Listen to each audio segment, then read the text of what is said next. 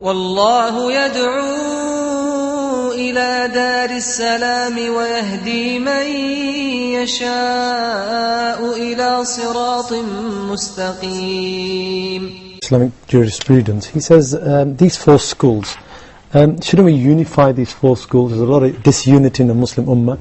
Isn't it about time that we unify them, Sheikh? That's his question. Brothers and sisters, the disunity is not as a result of the four schools of thoughts at all. It is as a result of prejudice. Some people think the four schools are four different religions, which is not true. The four scholars, Imam Abu Hanifa, may Allah have mercy on him, then Malik, Shafi'i, Ahmad ibn Hanbal, and others, not just the four founders of the four most famous schools of thoughts, are taken their knowledge and their views from the same sources, from the Quran and the Sunnah. If any of them has a different opinion with regards to a ruling in a mas'ala, it is based on the available evidence at the time. We understand that Allah subhanahu wa ta'ala said to His Prophet sallallahu alayhi wa sallam in the Quran, وَأَنزَلْنَا إِلَيْكَ الذِّكْرَ لِتُبَيِّنَ لِلنَّاسِ مَا نُزِّلَ إِلَيْهِمْ. And we have given you a dhikr, referring to a sunnah, in order to explain to people what was revealed to them as far as the Quran.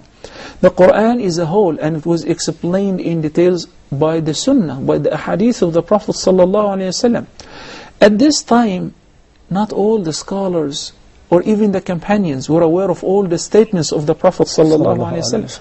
And that's why even some of the Sahaba would give a fatwa. Abu Bakr as-Siddiq refused to give inheritance or share of the inheritance to the grandmother, because he did not find any reference. Until one of the companions said, Ya Khalifata Rasulillah, I have heard Rasulullah sallallahu alaihi wasallam was doing this and this and that, and he gave to the grandmother.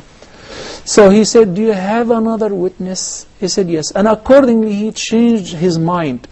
Similarly, there are several incidents, just we don't have time to state all of them, and that's why I refer you to the beautiful program by Dr. Hatim, which is known as Evolution of Fiqh. It deals with these aspects in detail. But the summary is that these four schools are not for sects nor for religions. They're all of the mainstream of the Ummah. They just explain different views according to not the basics, not the principles, but the branches of fiqh. And there is no hurt nor harm in that whatsoever. We've got two calls waiting, but just a quick question, Sheikh. What do you mean the basics? Are you talking about the aqeedah of the Muslim here, the belief? Number one, the aqeedah and the principles of fiqh. The halal is clear and the haram is clear. You will not find a sheikh says this is halal and another says this is haram in the presence of the evidence. All of them, they said, إِذَا صَحَّ الْحَدِيثُ فَهُوَ مَذْهَبِي. If you have a solid and a sound hadith that's ascribed to the Prophet ﷺ and it is proven to be sound, then disregard my opinion and adopt this, because that has become now my opinion. And Imam al-Shafi'i says, if I argue with 100 scholars, I'm a winner. But if I argue with one ignorant, he's a winner. They said, how?